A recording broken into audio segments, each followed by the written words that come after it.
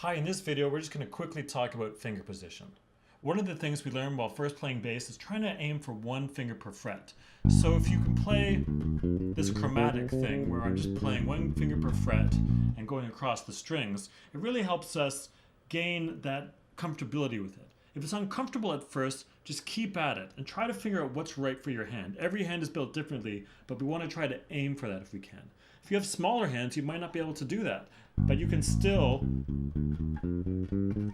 have your hand sort of move up and down as you do it. And try to find ways of making it nice and legato so each note sort of like blends into each other.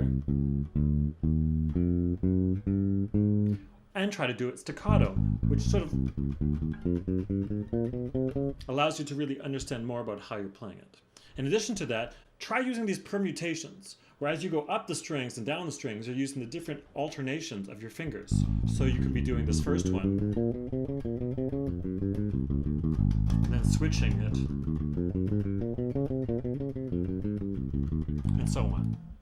Just use them all. You can pause the video and really practice these. One thing I would suggest when doing this though is one tendency that could happen is you want to do all of them, but you're always starting from the beginning. Each week, try to alternate where your starting place is. That way you don't get just used to doing the beginning part and you could get used to the last one as well. Or any sort of alterations of that.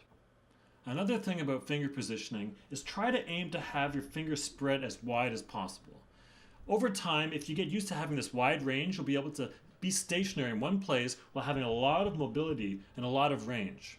One thing that Jaco Pastorius talked about in one of his instructional videos is having something like this range, where you can play on the 3rd, 5th, and 7th, from the 3rd to the 7th in a pretty smooth area.